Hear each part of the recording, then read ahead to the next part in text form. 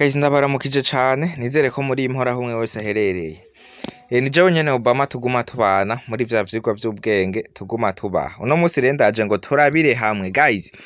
Hari abantu benshi bavuze ngo bakoresheje iyi code akanyenyeri akadirisha akanyenyeri akadirisha 4636 akadirisha akanyenyeri hama akadirisha ugaca wongera akanyenyeri. Guys iyi code abantu benshi baripfuje ukuntu boyikura mu matelefone yabo kumvo zuko mu gihe uyikoresheje hari ayandi mariske azi nyuma yayo. Nk'akarorero je murabe nayikoresheje kuri connection kugira telefone iguma iduza cartridge. Murabe nk'akarorero mbaze nk'amayinite.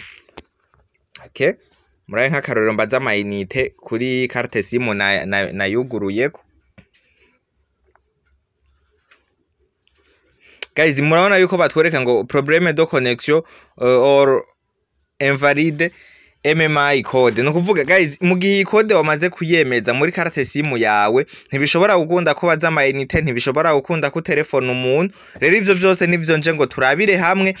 Ubwa mbere mbanza kubereka iyi code nibikikora guys, hamanje ndabereka iyi code ukuntu woshobora kuyikura muri telefone yawe. Okay, nibaze guys abantu benshi ico kibazo barakigize cane, rero nivyo nje kubereka uno musi. Ubwa mbere reka tubanze twinjire muri iyi code tubanze tumenye nibiki ikora. Uraza rero hatwandikira amanimero nkuko bisanzwe, ugira akanyenyeri akadirisha akanyenyeri akadirisha 4636 no kuvuga 46 36 hama akadirisha akanyenyeri akadirisha ucushirako n'akanyenyeri nkuko ica itera iza direct kubera narinda yirimwo sorry gatoyi dusubira inyuma mu birabe neza. Uca ushikira ahantu hameze uku, ucuza ahantu handitse ngo phone information. Okay, hama rero guys iyi code igufasha kushira connection yawe kuri cartridge mu gihe telefone yawe uzi yuko ari cartridge na carte SIM harimo cartridge, ariko ukabona iguma iva kuri ya cartridge ikoroka isubira hasi. Rero guys no musi nje kukwereka ukuntu iyo code woshobora kuyifashisha. Sevri rafise icifasha, irafise importance yayo, ariko mwabonye ko ifise n'amariske cane nko mu gihe uri ugomvye nko kubaza nk'amayinite mu gihe donc telefone umuntu ntibikunda kumva zuko uba wamaze kuyaactiva. Rero let's go to jane ushika ku mpera ya video, ariko imbere yuko tubandanya ukaba utarakora kuri subscribe ngaho hepfo raba ukore kuri subscribe ucu ufyonda no kugakengeri kugira tuze turabana mu vyigwa nk'ibi. Aha rero icambere mu gihe ushitse ngaha banze nugurure connection mu birabe. Okay, reka ntaco tubikore yugaye nta nakimwe. Mu gihe rero carte SIM ukoresha kuri connection ari ya kabiri, uraza uhindure ngaha aha handitse phone, murabona yuko hari 0 ufyondeko hama ucushira ngaha kuri phone A. Wowe uraza kuraba nimba ari ya kabiri ari ya mbere ntaco uhindura, ari ya kabiri ucushira ngaha ha kabiri hakurikira.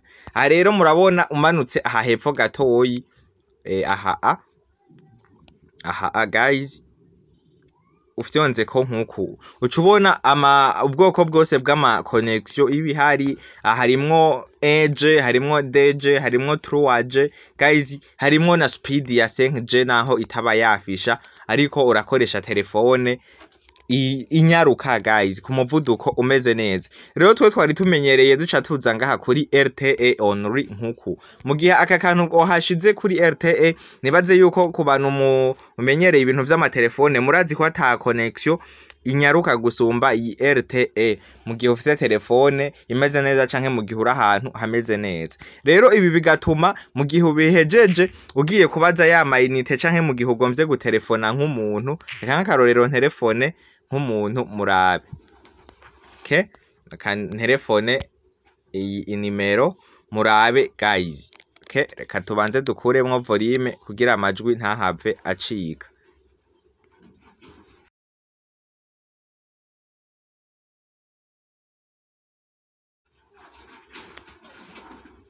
Ya guys nibaze yuko mwabibonye ikikwandikira ngo call end, ndibaza mwabibonye.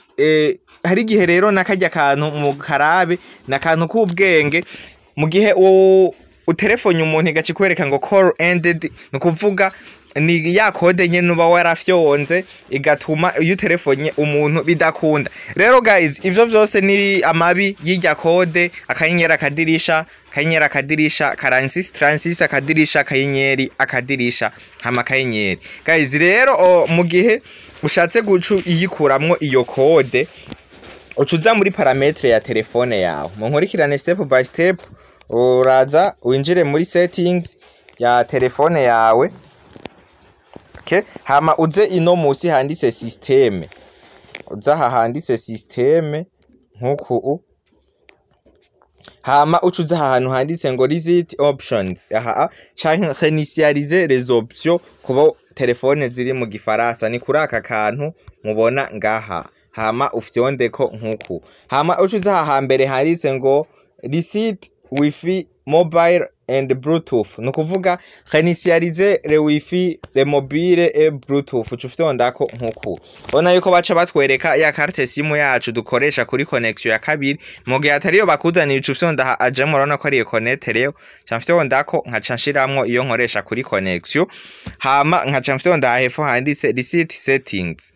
Okay, hama baca bagusaba gushiramwo shema ya canke code iri muri telefone yawe, hamuhejeje ugacufyonda handitse ngo reset settings, ugacufyonda ko nkuku ukarindira. Rero guys, nukuvuga haburodemaye ibi byose uba warakoreye kuri wifi yaba connection canke bluetooth.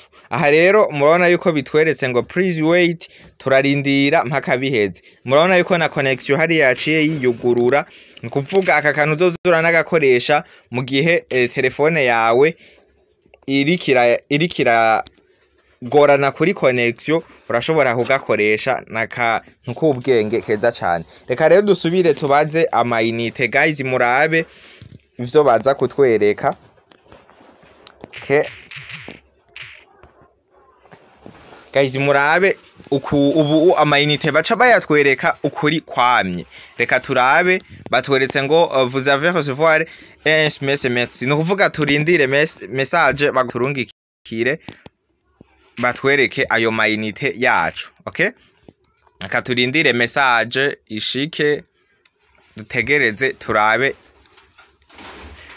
ko baza kubitwereka. Guys, akanaga code keza cyane k'ubwenge, ariko nakantu k'ubwenge nabazaniye ko kugakuramwo, nabonye hari abantu bari babinsavye, rero no munsi nakabazaniye. Benshi bahora babibigisha ukuntu babishiramwo, ariko ntibabigishe uko mushobora kwikingira mu kubikuramo.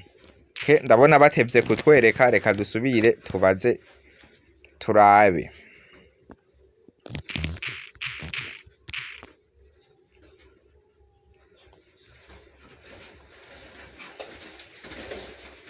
Okay guys, reka twinjire muri message turabe yuko boba baduhaye message. Okay, ndabona message ishitse, murayibona iyo ekonete.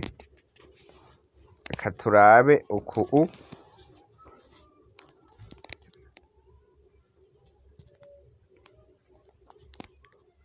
Okay guys, reka turindire turabe message idushikire.